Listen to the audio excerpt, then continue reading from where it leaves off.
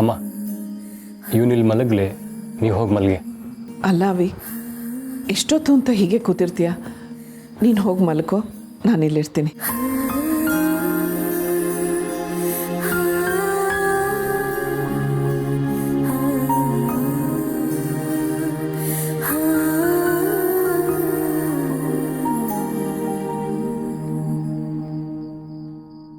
ಇವನು ಹೀಗೆ ಆಡೋದಕ್ಕೆಲ್ಲ ನಾನೇ ಕಾರಣ. ಚಿಕ್ಕ ಮಗು ಥರ ಆಡ್ತಾನೆ, ಎಲ್ಲದಕ್ಕೂ ಕೋಪ ಮಾಡ್ಕೋತಾನೆ. ಚಿಕ್ಕವನಿದ್ದಾಗಿಂದನೂ ಮನೇಲಿ ಎಲ್ಲರೂ ಪ್ರೀತಿಯಿಂದ ಬೆಳೆಸಿದೀವಲ್ವಾ, ಅದಕ್ಕೆ ಹೀಗೆ ಆಡ್ತಾನೆ. ಆದರೆ ನನ್ನ ತಮ್ಮಂದು ತುಂಬ ಒಳ್ಳೆ ಹೃದಯ ಅಮ್ಮ. ಅಮ್ಮ ನೀವು ಹೋಗಿ ಮಲ್ಕೊಳ್ಳಿ, ನಾನು ಇಲ್ಲೇ ಮಲಗ್ತೀನಿ. ಅವಿ, ನೀನು ಇಲ್ಲಿ ಹೇಗೆ ಮಲಗ್ತೀಯ? ಏನೂ ತೊಂದರೆ ಇಲ್ಲ ಅಮ್ಮ. ಇವನು ಚಿಕ್ಕ ಹುಡುಗ ಇದ್ದಾಗ ಎಷ್ಟೋ ಸತಿ ಭಯಪಟ್ಟು ಓಡ್ ಬಂದು ಹೀಗೆ ಮಲ್ಕೋತಿದ್ದ. ಆಗ ಇಡೀ ರಾತ್ರಿ ಎಲ್ಲ ನಾನು ಹೀಗೆ ಮಲ್ಸ್ಕೊತಿದ್ದೆ. ಆಯ್ತಪ್ಪ, ಮಲ್ಕೋ.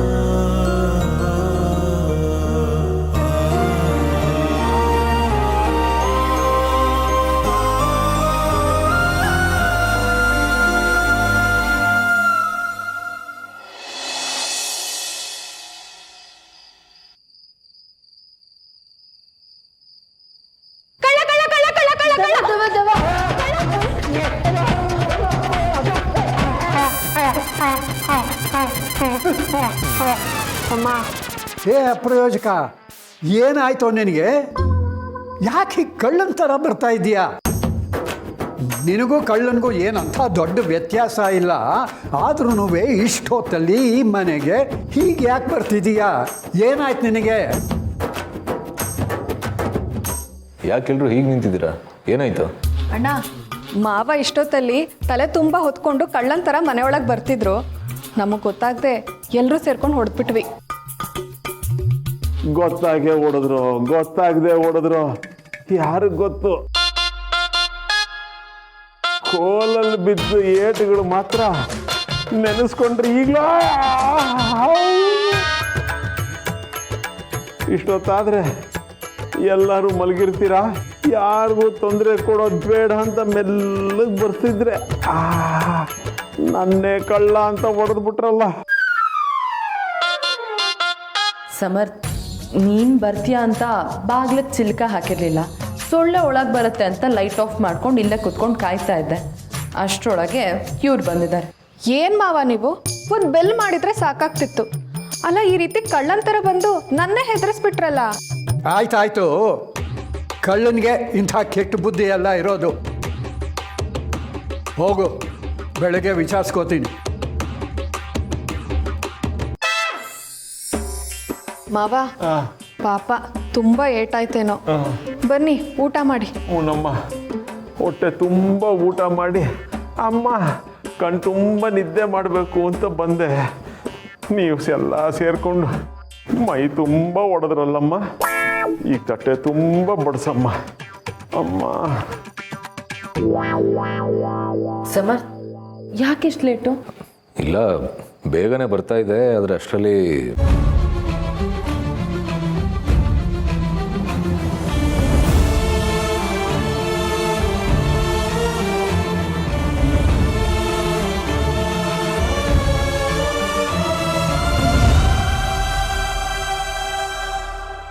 ಓ, ಇಷ್ಟೆಲ್ಲ ಆಯ್ತಾ? ಹೋಗ್ಲಿ ಬಿಡು, ಅಲ್ಲಿ ಅಮ್ಮ ಇದ್ದಾರಲ್ಲ, ಅದನ್ನೆಲ್ಲ ನಿಭಾಯಿಸ್ತಾರೆ. ಹೌದೌದು ನಿಭಾಯಿಸ್ತಾರೆ. ಆದಂಥ ಕರ್ಮ ಇವ್ರಿಗೆ ಯಾಕೆ? ಕರ್ಮ ಅಲ್ಲ ಸಮರ್ಥ್, ಅದು ತಾಯಿ ಗುಣ. ಅಭಿ ರಸ್ತೆ ಮಧ್ಯದಲ್ಲೇ ಬಿದ್ರೆ ಬೀಳ್ಲಿ ಅಂತ ನೀನು ಸುಮ್ಮನೆ ಬರ್ಬೋದಿತ್ತಲ್ವಾ? ಮನೆವರೆಗೂ ಯಾಕೆ ಕರ್ಕೊಂಡು ಹೋದೆ? ಅದು ಮನುಷ್ಯತ್ವ. ಹಾ, ನೀನ್ ಮಾಡಿದ್ರೆ ಅದು ಮನುಷ್ಯತ್ವ, ಅಮ್ಮ ಮಾಡಿದ್ರೆ ಅದು ಕರ್ಮನಾ? ಅಮ್ಮನ ಬಗ್ಗೆ ನನಗಿಂತ ಚೆನ್ನಾಗಿ ನಿನಗೆ ಗೊತ್ತು. ಆದ್ರೂ ಯಾಕೆ ಅವ್ರ ಬಗ್ಗೆ ಹೀಗೆಲ್ಲ ಮಾತಾಡ್ತೀಯ?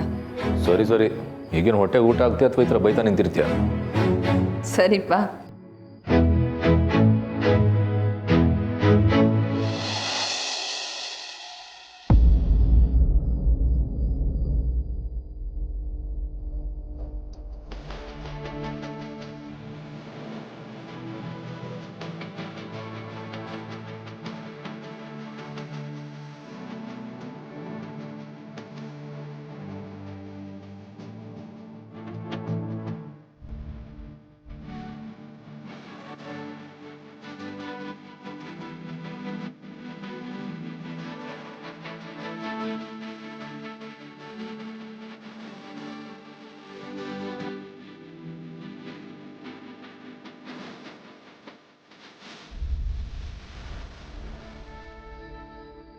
ಮಾವ, ಅಭಿ ಮತ್ತೆ ಕುಡ್ಕೊಂಡು ಬಂದಿದ್ದಾನೆ ಅನ್ಸುತ್ತೆ. ಇಲ್ದಿರೋ ನೋವನ್ನ ಕಮ್ಮಿ ಮಾಡೋದಕ್ಕೆ ಕುಡ್ತಿದ್ದಾನೆ ಅನ್ಸುತ್ತೆ. ನನಗೆ ಗೊತ್ತಿಲ್ಲ, ಕೆಲವ್ರು ಹೇಳ್ತಾರೆ ಕುಡ್ದಾಗ ನಿಜ ಹೊರಗೆ ಬರುತ್ತೆ ಅಂತ. ನಿನಗೆ ಇದನ್ನು ನೋಡಿದ್ರೆ ನಿಜವಾದ ಪ್ರೀತಿ ಅಂತ ಅನ್ಸಲ್ವಾ? ಅಭಿಗೆ ತುಳಸಿಯವರ ಮೇಲೆ, ಅವ್ರ ಅಣ್ಣನ ಮೇಲೆ ನಿಜವಾಗ್ಲೂ ಪ್ರೀತಿ ಇದೆ.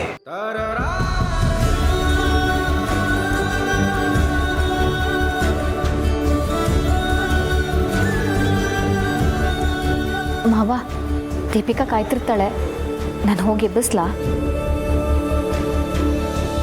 ಬೇಡ, ಈ ಸ್ಥಿತಿಲಿ ದೀಪಿಕಾ ಅವನನ್ನು ನೋಡೋದು ಬೇಡ. ಹಾಗೆ ಇವರನ್ನ ಡಿಸ್ಟರ್ಬ್ ಮಾಡೋದು ಬೇಡ. ನೀನು ಹೋಗಿ ಮಲ್ಕೋ. Good night.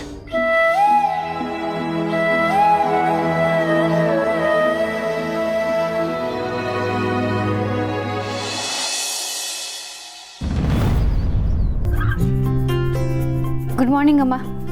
ಮಾರ್ನಿಂಗ್. ಮಲಗಿದ್ದಾನೆ, ಎಚ್ಚರ ಆಗತ್ತೆ. ಹೌದು ಪೂರ್ಣಿ, ನಾವು ಆ ಕಡೆಗೆ ಹೋಗೋಣ.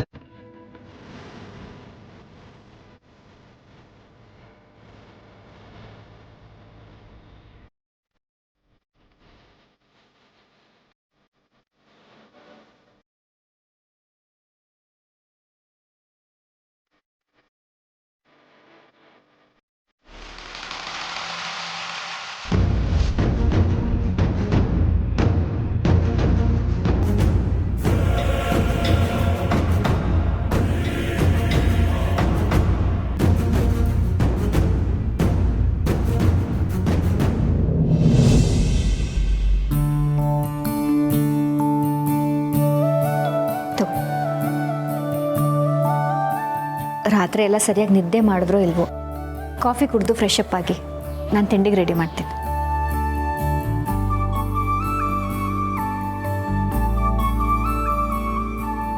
ಥ್ಯಾಂಕ್ಸ್ ಅಮ್ಮ. ಥ್ಯಾಂಕ್ಸಾ? ಯಾಕೆ? ನೀವು ನನ್ನ ಮೇಲೆ ನನ್ನ ತಮ್ಮನ ಮೇಲೆ ತೋರಿಸಿರೋ ಪ್ರೀತಿಗೆ ಕಾಳಜಿಗೆ. ಓಹೋ, ಥ್ಯಾಂಕ್ಸ್ ಹೇಳಿ ನನ್ನನ್ನು ದೂರ ಮಾಡ್ತಾ ಇದೀಯಾ? ದೂರ ಮಾಡ್ತಿದ್ದೀನ? ಅಮ್ಮ ಏನು ಹೇಳ್ತಿದ್ದೀರಾ? ಅಮ್ಮ ಅಂತ ಕರೆದ ಮೇಲೆ ಕಾಳಜಿ ತೋರಿಸಿದ್ದಕ್ಕೆಲ್ಲ ಥ್ಯಾಂಕ್ಸ್ ಹೇಳ್ತಾರಾ? ಹೌದಲ್ವಾ? ತಾಯಿಗೆ ತನ್ನ ಮಕ್ಕಳ ಬಗ್ಗೆ ತಾನಾಗೆ ಕಾಳಜಿ ಬರುತ್ತೆ. ಸ್ವಾರ್ಥ ಇಲ್ದಿರೋ ಪ್ರೀತಿಗೆ ಥ್ಯಾಂಕ್ಸ್ ಅನ್ನೋ ಪದ ತುಂಬ ಚಿಕ್ಕದು. ಈಗ ಅಮ್ಮನ ಅರ್ಥ ಮಾಡ್ಕೊಂಡೆ ನೀನು. ಇದೇ ಥರ ಅಭಿನೂ ನಿಮ್ಮನ್ನು ಅರ್ಥ ಮಾಡ್ಕೊಂಡ್ರೆ ಮನೆ ಎಷ್ಟು ಚೆನ್ನಾಗಿರತ್ತಲ್ವಾ? ಅಭಿ ಅಂದರೆ ನನಗೆ ಪ್ರಾಣ ಅಮ್ಮ. ಅವನಿಗೇನಾದರೂ ಆದರೆ ಸಹಿಸೋ ಶಕ್ತಿ ನನಗಿಲ್ಲ. ಅವನಿಗೆ ಆದಷ್ಟು ಬೇಗ ಸತ್ಯ ಏನು ಅನ್ನೋದು ಅರ್ಥ ಆಗಬೇಕು. ನಾವೆಲ್ಲರೂ ಅವನನ್ನ ಎಷ್ಟು ಪ್ರೀತಿ ಮಾಡ್ತಿದ್ದೀವಿ ಅನ್ನೋದು ಗೊತ್ತಾಗಬೇಕು. ಅವನು ಮೊದಲಿನ ಹಾಗೆ ನಮ್ಮ ಜೊತೆ ಸಂತೋಷವಾಗಿ ನಗ್ನಗ್ತಾ ಇರಬೇಕು. ಅದೆಲ್ಲ ಆಗುತ್ತೆ, ಯೋಚನೆ ಮಾಡಬೇಡ. ಹಾಲು ಕಾಯೋ ತನಕ ನಾವು ಕಾಯಲೇಬೇಕು. ಅದಾದ್ಮೇಲೆ ಅದು ಖಂಡಿತ ಉಕ್ಕತ್ತೆ. ನಾವು ಅಷ್ಟೇ, ಅಭಿಗೆಲ್ಲ ಅರ್ಥ ಆಗೋವರೆಗೂ ಕಾಯಬೇಕು. ಅದಾದ್ಮೇಲೆ ಖುಷಿ, ಸಂತೋಷ, ನಗು ಎಲ್ಲ ಈ ಮನೆಯಲ್ಲಿ ಉಕ್ಕಿ ಹರಿಯತ್ತೆ. ನಿಮ್ಮ ಪ್ರೀತಿ ಮೇಲೆ, ನಿಮ್ಮ ಮಾತಿನ ಮೇಲೆ ನನ್ನ ನಂಬಿಕೆ ಇದೆ ಅಮ್ಮ. ಕಾಯೋಣ.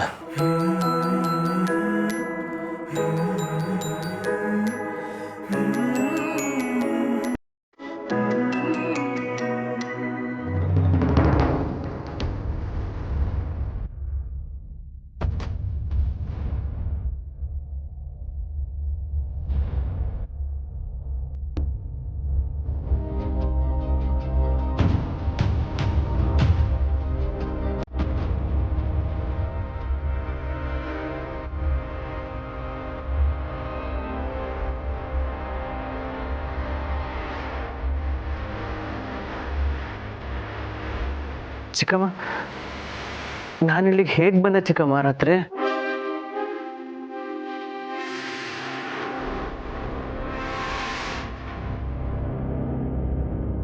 ಇಲ್ಲಿಗೆ ಹೇಗೆ ಬಂದೆ ಚಿಕ್ಕಮ್ಮ? ಅಭಿ, ನೀನು ಅದ್ರ ಬಗ್ಗೆ ಎಲ್ಲ ತಲೆ ಕೆಡಿಸ್ಕೋಬೇಡ. ಹೋಗು, ಫ್ರೆಶ್ ಅಪ್ ಆಗ.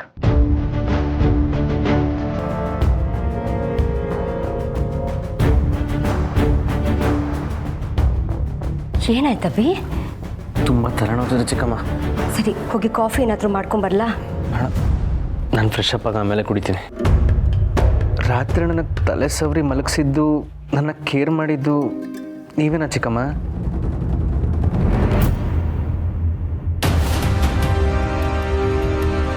ಥ್ಯಾಂಕ್ಸ್ ಚಿಕ್ಕಮ್ಮ.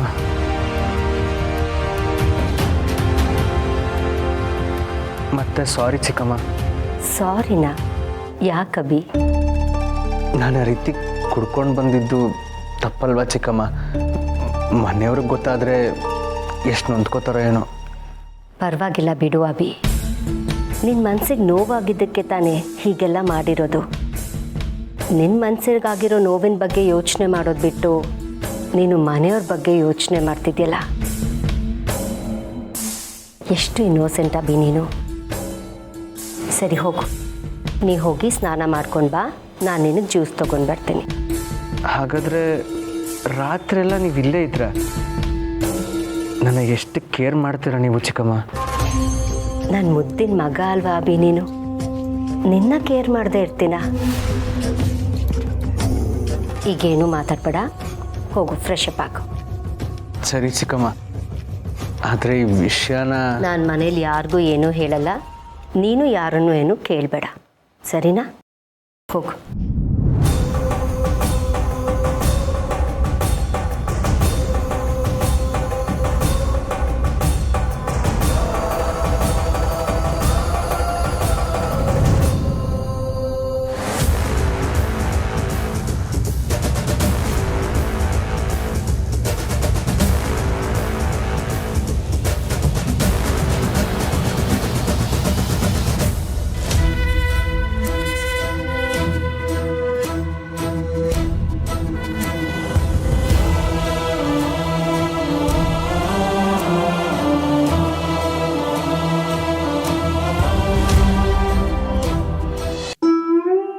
ನೀ ಮಾಡ್ತಿರೋ ಕೆಲಸ ನೋಡಿದ್ರೆ ಗುಡ್ಸ್ ಎಲ್ಲಿ ಗುಂಡಾಂತರ ಮಾಡಿಬಿಡ್ತೀವೋ ಮನೇನ ಅಂತ ಅನ್ಸುತ್ತೆ. ಮಾತಾಡೋದು ಸುಲಭ, ಕಷ್ಟ ಕೆಲಸ ಮಾಡಿದ್ರೆ ಗೊತ್ತಾಗುತ್ತೆ. ನಮಗೂ ಗೊತ್ತಿದೆ, ಕಷ್ಟಪಟ್ರೇನೆ ಸುಖ ಸಿಗೋದು. ಸುಖನ ಈ ಕಡೆ ತಾತ, ಪಾಪ ಇವ್ರ ಕೈಯಲ್ಲಿ ಯಾಕೆ ಕೆಲಸನೆಲ್ಲ ಮಾಡಿಸ್ತಾ ಇದ್ದೀರಾ? ನಾನು ಮಾಡ್ತೀನಿ ಬಿಡಿ. ಅರೆ ಅದು ಹೇಗಾಗತ್ತೆ ಸೋಗ್ಲಾಡಿ? ಈ ಕೆಲಸನೆಲ್ಲ ಇವನೇ ಮಾಡಿ ಮುಗಿಸ್ಬೇಕು. ಈ ಕೆಲಸನೆಲ್ಲ ಮಾಡಿ ಮುಗಿಸಿದ್ರೇನೆ ಇವನಿಗೆ ತಿಂಡಿ ತೀರ್ಥ ಎಲ್ಲ. ಇಲ್ಲ ಅಂತಂದ್ರೆ ಇಲ್ಲ ಅಂದ್ರೆ ಏನು? ಬೇಡ ಬಿಡಿ, ಈ ಮೂಲೆಯಲ್ಲಿ ಒಂದು ಕಾಕ ಹೋಟ್ಲ್ ಇದೆಯಲ್ಲ, ಅಲ್ಲಿ ಹೋಗಿ ನಿಮ್ಮ ಹೆಸರು ಹೇಳ್ಬಿಟ್ಟು ತಿನ್ಕೊಂಬರ್ತೀನಿ. ಓಡೋದವಳೆ, ನಿಮ್ಮ ಮಾವನ ಗಂಟು ಮೂಟೆ ಎಲ್ಲ ಕಟ್ಟಿ ಹಾಗೆ ಇಟ್ಟಿದ್ಯಾ ತಾನೆ? ಅದನ್ನ ತಗೊಂಡು ಬಾ ಇಲ್ಲಿ. ಬೇಡ ಬಿಡಿ ದತ್ತ ಅವ್ರೆ, ಎಲ್ಲರೂ ಕುಡಿಸ್ಬೇಕು ಅಂತ ಹೇಳಿ ಕುಡಿಸ್ತೀನಿ. ಟೀ ಕುಡಿದ್ಬಿಟ್ಟು ಕುಡಿಸ್ತೀನಿ, ಆಗ್ಬೋದಾ? ಸರಿ ಬೇಕು ಕೊಡಿ.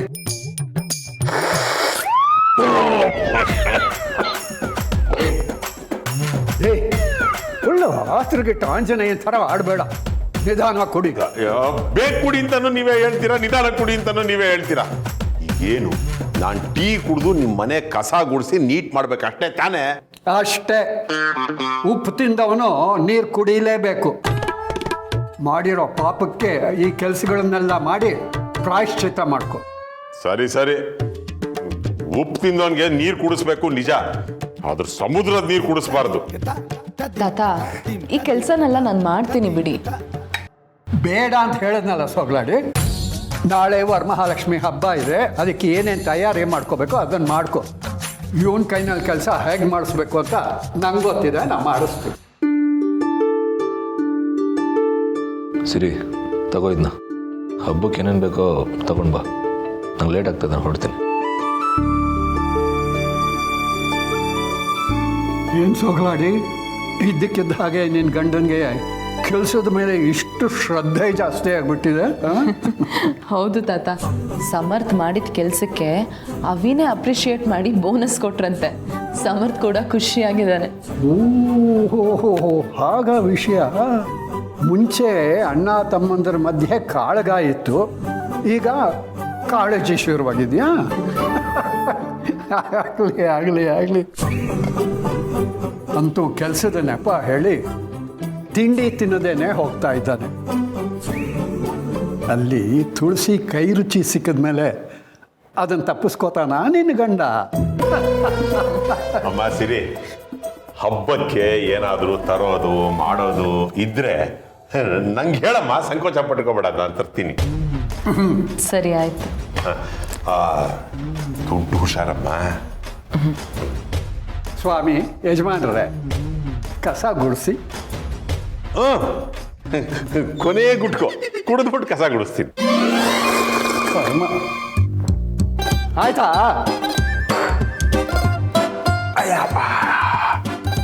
ಸರಿ, ನೀನು ಗುಡಿಸಿದ ಸಾಕು. ನೀರು ತಗೊಂಡು ಬಂದು ನೆಲ ಎಲ್ಲ ಒರೆಸು. ಫಳಫಳ ಅಂತ ಹೊಳಿಬೇಕು. ನೋಡ್ತಾ ಇರಿ ಹೇಗೆ ಸಾರಿಸ್ತೀನಿ ಅಂತ.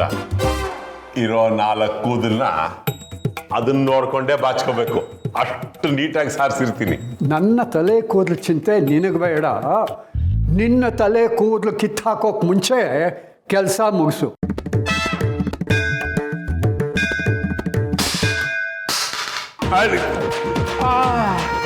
ಇಟ್ಕೊಂಡ್ಬಿಡ್ತು. ಅಭಿನೂ ಎದ್ದಿಲ್ವಾ ಅಮ್ಮ? ಆಗಲೇ ಎದ್ದು ಸ್ನಾನಕ್ಕೆ ಹೋದ. ಪೂರ್ಣಿ, ನೆನ್ನೆ ನಡೆದಿದ್ದೆಲ್ಲ ನಮಗೆ ಗೊತ್ತೇ ಇಲ್ಲ ಅನ್ನೋ ಹಾಗಿದ್ದು ಬಿಡೋಣ. ಹಾಗೆಲ್ಲ ಆಯಿತು ಅಂತ ಅಭಿಗೆ ಗೊತ್ತಾದರೆ ಅವನು ಬೇಸರ ಮಾಡ್ಕೋತಾನೆ. ನನಗೆ ಅರ್ಥ ಆಗತ್ತೆ ಅಮ್ಮ, ಆದರೆ ನಿನ್ನೆ ರಾತ್ರಿ ನೀವು ಅಭಿನ ಅಷ್ಟೆಲ್ಲ ಕೇರ್ ಮಾಡಿದ್ರಿ ಅನ್ನೋದು ಅಭಿ ಗೊತ್ತಾಗಬೇಕಲ್ವಾ? ಛೇ, ಅಂಥ ಆಸೆ ಎಲ್ಲ ನನಗಿಲ್ಲ ಪೂರ್ಣಿ. ಅವನು ಆರಾಮಾಗಿ ನಿದ್ದೆ ಮಾಡಲಿ ಅನ್ನೋದು ಅಷ್ಟೇ ನನ್ನ ಮನಸ್ಸಲ್ಲಿದ್ದಿದ್ದು, ಅದು ಬಿಟ್ಟು ಬೇರೆ ಏನೂ ಇಲ್ಲ. ಇದು ತಪ್ಪಮ್ಮ. ನೀವು ಇಂಥ ವಿಷಯಗಳನ್ನೆಲ್ಲ ಮುಚ್ಚಿಟ್ರೆ ಅಭಿ ಬಗ್ಗೆ ನಿಮ್ಗೆ ಎಷ್ಟು ಪ್ರೀತಿ ಇದೆ ಅನ್ನೋದು ಅವ್ನಿಗೆ ಹೇಗೆ ಗೊತ್ತಾಗುತ್ತೆ ಹೇಳಿ? ಪ್ರೀತಿ ಅನ್ನೋದು ತೋರಿಸ್ಕೊಳ್ಳೋದಲ್ಲ ಪೂರ್ಣಿ, ಮನ್ಸಿಗೆ ಅರ್ಥ ಆಗೋವಂಥದ್ದು.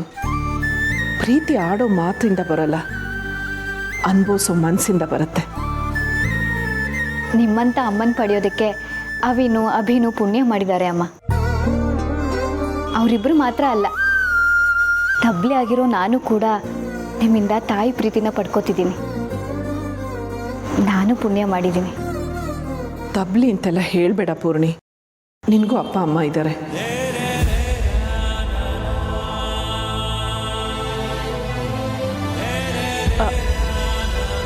ಅಂದರೆ ಮಾಧವ್ ಅವ್ರ ಅಪ್ಪ ಇದ್ದ ಹಾಗೆ ನಾನು ಅಮ್ಮ ಇದ್ದ ಹಾಗೆ ಅಂತ ಹೇಳಿದ್ಯಾ ಅಲ್ವಾ, ಮತ್ತೆ ಇನ್ಯಾಕೆ ತಬ್ಲಿ ಅಂತೀಯ?